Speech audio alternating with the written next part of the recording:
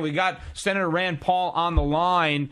Rand, I guess now what you are the big bird, right, of the Wacko Bird Caucus. How does that feel?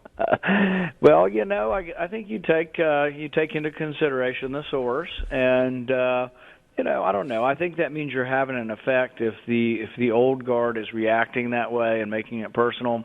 I think it means that you're having an effect, and really on the substance, I think it means you're winning. Yeah, and I think that you got to pick your battles, and I think John McCain or anybody really ought to be a little bit more reflective on this, because how could you be against the idea that the government can't assassinate American citizens who represent no immediate threat? I mean, it's one thing if you're talking about somebody who's joined a foreign army and you're on a battlefield, but how can anybody oppose the concept that you were trying to focus on and trying to do something to put some kind of cage around government power? Well, the reason they do is they have this theory that the war has no geographic limits, which means that they believe the war is also here at home. But as a consequence, they think that the laws of war apply. And to them, the laws of war basically are no due process. Now, you can understand that in the battlefield. You don't get an attorney. If you're shooting at American soldiers, you're going to be shot.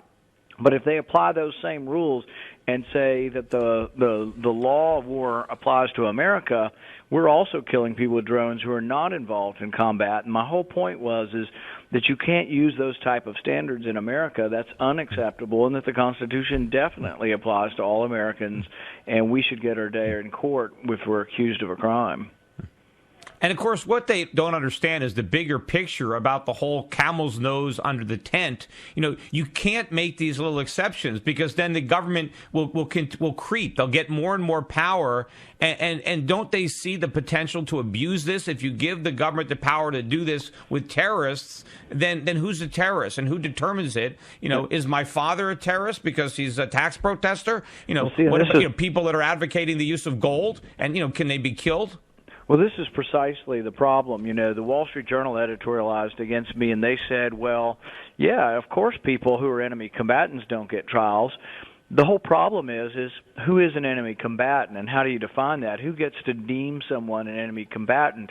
And it's easy. If you have arms and you're firing at people, you are an enemy combatant. But what if you're emailing people and you email comments that says, I think it's unfair what this country did to that country, or you send an email to your cousin who lives in Lebanon and you sympathize with people who we say are terrorists. The thing is that enough now to just either have a targeted drone attack on you or to indefinitely detain you? Because this debate really is a continuation of the debate we had a year and a half ago on indefinite detention.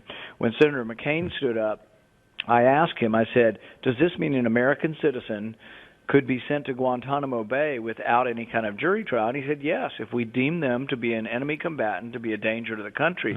The whole problem is in the deeming process. Who gets to be the deemer? Yeah, and of course, if the government can simply send you to jail by deeming you a terrorist, then why would they ever try anybody? They would simply deem you a terrorist and off you would go. And that's the problem, is that we've been, we're all upset about people who attacked us. Nobody likes that. Everybody thinks we should have, or most of everybody thinks we should have responded to people who attack us, not let people attack us.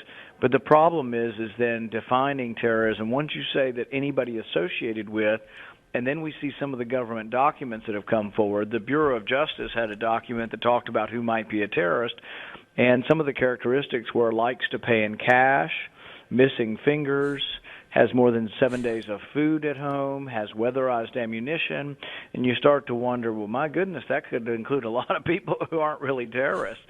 Then you combine that with the Missouri Fusion Center that talked about Constitution Party and Libertarian Party people being potential terrorists, and that's a really worrisome fact that then we talk about, well, they could be detained without trial. Yeah, but, I think this is an issue that I think is a winner for the liberty, wing of the Republican Party. And I'm interested to see the kind of reception you get, at CPAC this week. Because I remember, when I've been there in the past, there's been, when your dad was there, you'd get, there was a lot of Ron Paul supporters and you'd hear the applause, but you'd almost hear an equal amount of boos. And the boos were generally coming from the old guard, the neocons, And I'm wondering if this time when you speak, if the applause are going to more than drown out some of those boos. I think ultimately what we're finding is that there is a certain unifying aspect to this, and that, when I talk to the young soldiers in my state who have gone over and volunteered to fight for us, they believe they're fighting for the Bill of Rights and for the Constitution, and so it's sad for them to sacrifice their lives and limbs and come home and then find out that we gave up on the Bill of Rights while they were gone. And our young men have a lot of time to think about this when they're waiting around in between battles and worried about IEDs and all of that. They have to believe that they're fighting for something big that we represent. And to come home and find out that the Bill of Rights no longer applies in America and that we're under some sort of law of war, I think it has to be disappointing to the people fighting for our country. And it's, the Founding Fathers warned us, over and over about not sacrificing your liberty for security. And that if you value your security more than your liberty, the irony is you'll end up losing both. And this is exactly the point of your filibuster and what you're protesting. And by the way, while you were filibustering, I was on a cruise in the Caribbean, so I wasn't able to actually hear what you were saying. But I mean, you talked for 13 hours. What did you talk about? So while I was up there, with my feet hurting from standing for 13 hours, you had your feet up in a Chase lounge. Is that what you're trying to tell me? Yeah, I was on a cruise. I wish I could have been there with you, but unfortunately, the people of Connecticut didn't elect me, so you had to do the work for me. No, but it did bring a lot of people together. About 20 senators came out in support of it, and 15 or 20 congressmen actually came over spontaneously. So I think that, plus the outpouring of support on the Internet, shows that people are concerned about the bigger principles, the constitutional principles, and what makes America great.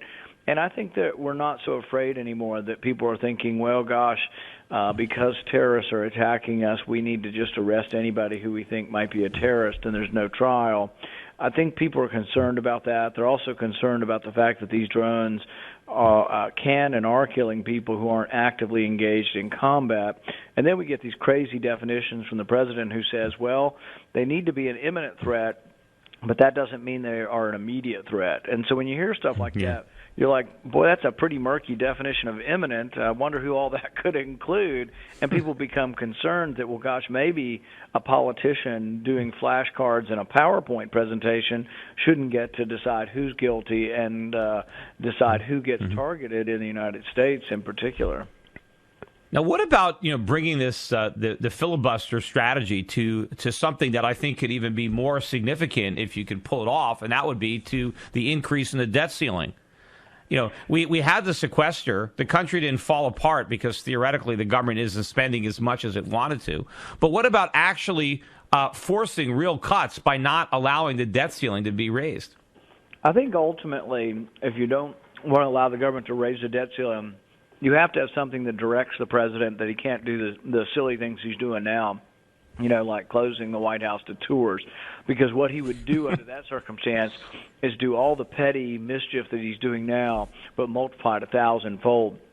So really, do you want? I think, Rand, I think that stuff is impeachable. I mean, can a president, if somebody who's a department head tells the president, "Hey, we can cut out some expenditures and just that are wasting money, and the public won't notice it," and the president says, "No, don't do that. Just cut the stuff that the public cares about and preserve all the waste that we don't need." I mean, to deliberately undermine government services like that as the commander-in-chief, you think he would have a fiduciary responsibility to try to make sure the cuts were done in a good way, but to deliberately do it to score political points, to me that's impeachable. Yeah, I can probably list 100 different wasteful programs, studying monkeys on meth, studying robotic squirrels, albino squirrel parks, turtle tunnels, you name it. We can go through a long list. And yet those things are still existing. There's been no uniform request that just says, hey, we're not going to spend any on these wasteful studies anymore, and instead we're going to cut off the visible things. So he does have the power to do it, and that's what he's doing. I mean, they've closed the entrances, most of the entrances to the office buildings up here. So we have guarded entrances, and almost all of them are closed now. So there's long lines of staff members trying to get into work outside on the pavement today. There's probably 100, maybe 150 staff members on the sidewalk waiting in an hour-long line because he's closed off the entrances. I asked one of the Capitol Hill police, I said, well, did he send the people home that normally work at these entrances? He said, no, they've been reassigned. So somewhere I imagine this big room, I guess, with, I don't know, all these Capitol Hill policemen, I don't know what they're doing, but they're apparently not been furloughed and aren't at home. And they are well, good I guess you never know. The president might have to go golfing with Tiger Woods again, and he needs all those Secret Service guys, for his motorcade. But, even the woman, apparently the woman that runs the White House tours, she gets paid over $100,000 a year. You'd think since they canceled the tours, they would at least have fired her. But no, she's still on the job. I guess I don't know what she's doing since there are no more tours. But, they've been doing White House tours for how many years? I mean, since the beginning. I mean, they obviously can do White House tours with a little bit of money. They realize they're self-guided tours. There's not even tour guides. So we've canceled the self-guided tours, but we're keeping the person in charge of them who makes $100,000 a year. She's probably at her desk every day. She's no longer in charge, doing any work directing the self-guided tours. So no, it's all pomp and circumstance. It's trying to get his way in a petty, but I gave him a whole series of suggestions where he could do the sequester even without any layoffs. You save $6.5 billion a year just by not rehiring the people who retire. You save $32 billion a year if you'd make government salaries commensurate with private salaries. You can save another $2 or $3 billion by cutting back on travel of employees. You can save $19 billion by having competitive contracts for every government contract, and then we threw in another $20 billion by cutting 50% of foreign aid. So you can easily come to the $85 billion, and really nobody loses their job. Yeah. Well, Rand, I think I really got to congratulate you. I think that you accomplished a lot with the filibuster. I think you shined the spotlight on a place where it needed to be shined. But I think in the process, I think you really elevated your stature in the Republican Party. And I think you're positioned well to gain on that. Hopefully you will decide to run for president in 2016.